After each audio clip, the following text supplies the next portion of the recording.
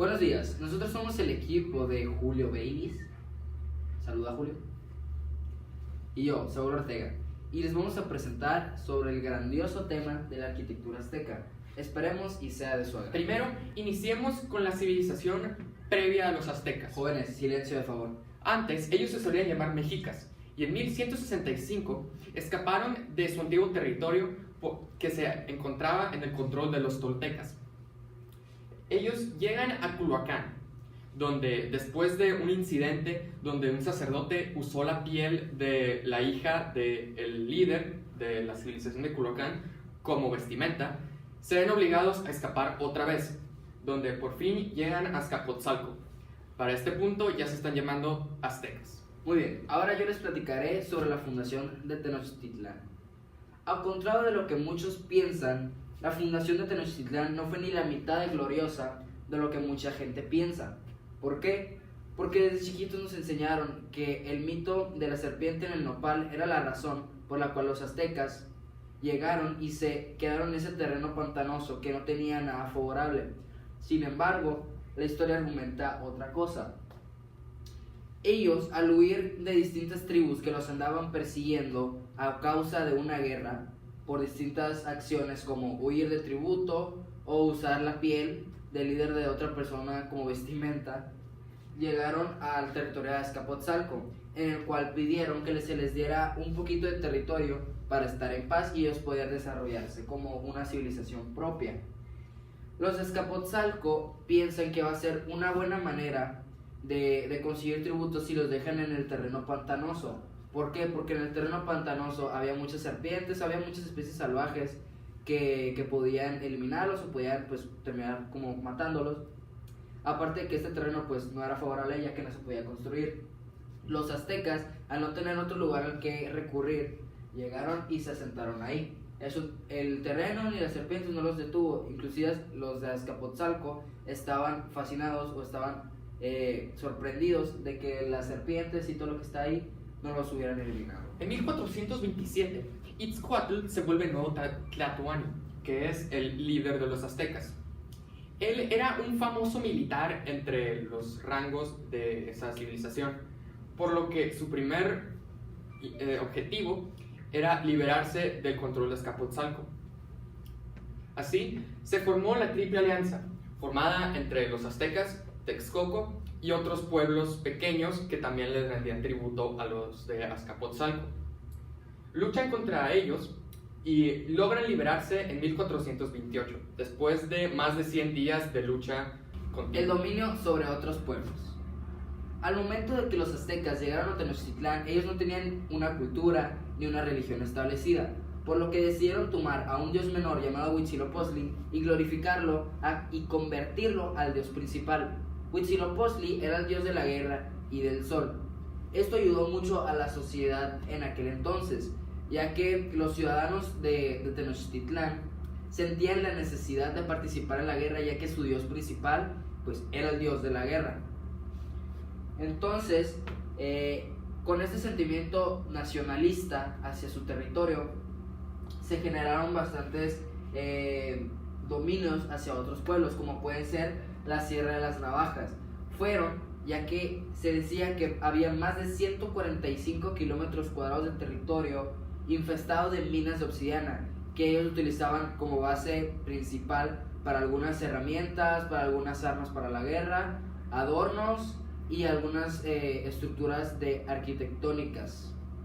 También invadieron a los mixtecos y zapotecos por los tributos, ya que en aquel entonces se utilizaba mucho que a ciertas personas las mataban en honor a un dios. Entonces iban por los ciudadanos de los distintos pueblos y los agarraban. Al momento de ir a dominar se dieron cuenta que había una cultura distinta, así que en el momento hubo un gran intercambio cultural, haciendo que la cultura azteca se volviera algo más completo. Fueron a Xochicalco por los vastos conocimientos astronómicos que presentaban. A lo contrario de lo que mucha gente piensa, el calendario azteca no fue hecho en Tenochtitlán y no fue hecho en otro pueblo, fue hecho en Xochicalco.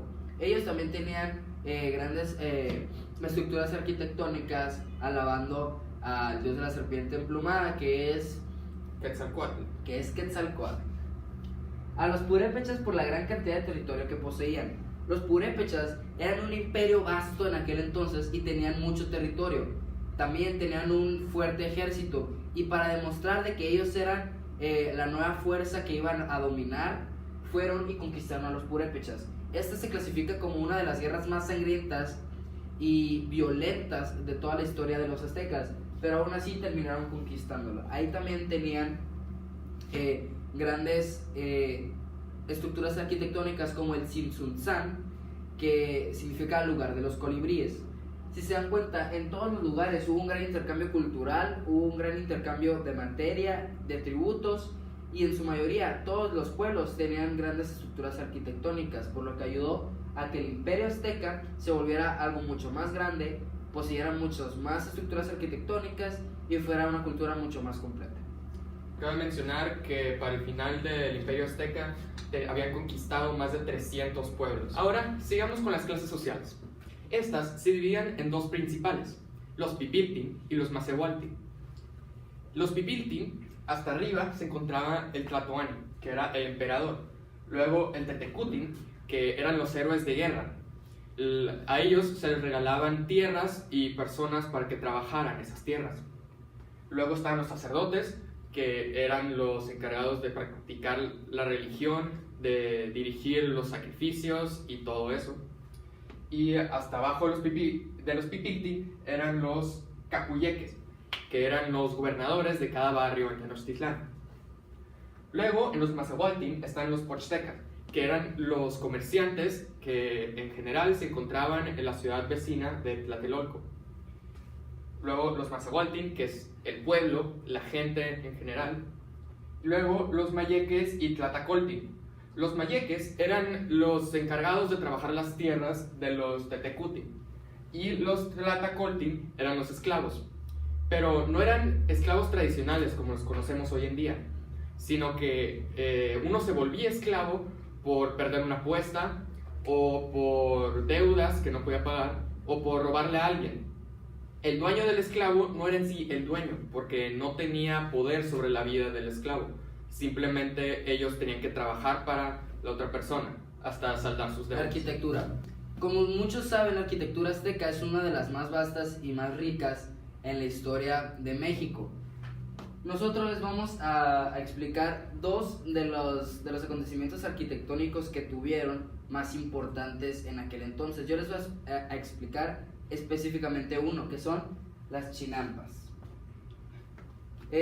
Las chinampas fueron construidas para poder vivir en el lago pantanoso en el que el territorio les daba. Ellos llegaron entonces, pues obviamente no tenían tierra, no tenían nada que cultivar, en un terreno que pues no tenía nada prácticamente. Entonces ellos recaudaban mucha tierra, y cómo se construían las chinampas: agarraban mucha tierra y piedras y las iban apilando desde lo más profundo de ese lago.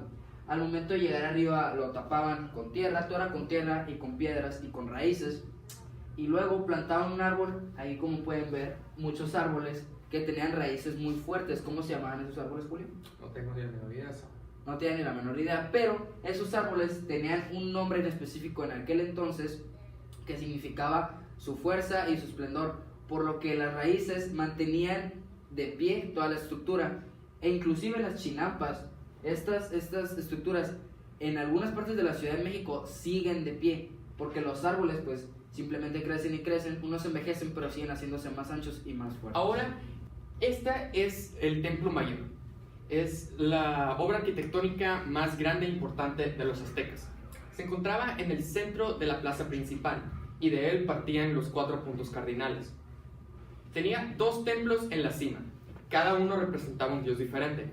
Estaba Huitzilopochtli y Tlaloc. Huitzilopochtli, como ya dijo Saúl, era el dios del sol y la guerra, por lo que las obras dentro del templo eran más bélicas y sangrientas, mientras que Tlaloc era el dios de la lluvia y la fertilidad, por lo que su templo era más sereno y calmado. Se supone, según cuenta la leyenda, que fue construido sobre el nopal donde se puso el águila cuando se fundó Tenochtitlán, pero no se han encontrado pruebas acerca de En eso. conclusión, la cultura y la arquitectura azteca es una de las más vastas, no solamente porque ellos hayan creado todo desde cero, sino que tuvieron un gran intercambio cultural con todos los pueblos que estaban alrededor de ellos, lo que les permitió formar una ciudad mucho más completa, tanto arquitectónicamente como en cultura, y por eso es reconocida como una de las culturas más grandes y famosas en aquellos tiempos aquí en México.